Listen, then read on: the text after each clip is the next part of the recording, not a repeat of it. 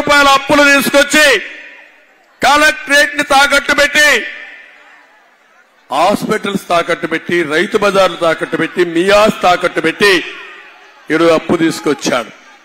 నేను ఒకటే మిమ్మల్ని అడుగుతున్నా, జగన్మోహన్ రెడ్డి ఓడిపోయాడు ఎలక్షన్లు, మా తమ్ముడు కట్టుకుని వస్తా మా తమ్ముడు బ్యాండేజ్ కట్టుకొచ్చాడు చూడండి. పాపం ఎవరో గులకరాయి వేసారు, తెలియని గులకరాయి, అందుకే పాపం కన్ను పోయింది, అక్కడ కంటి పైన కూడా బాగా దెబ్బతలింది. ఈ దెబ్బతో బ్యాండేజ్ తీసి వచ్చాడు ఈరోజు జగన్మోహన్ రెడ్డి నాటకాలన్నీ వదిలేసి. ఇప్పుడు రాష్ట్రం అంతా బ్యాండేజ్ కట్టుకోవచ్చే పరిస్థితికి వచ్చారు.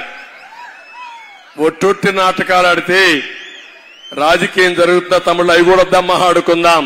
నేను ఒకటే మిమ్మల్ని అందరిని అడుగుతున్నా, ఈరోజు ఈ రాష్ట్రంలో చైతన్యం రావాలి.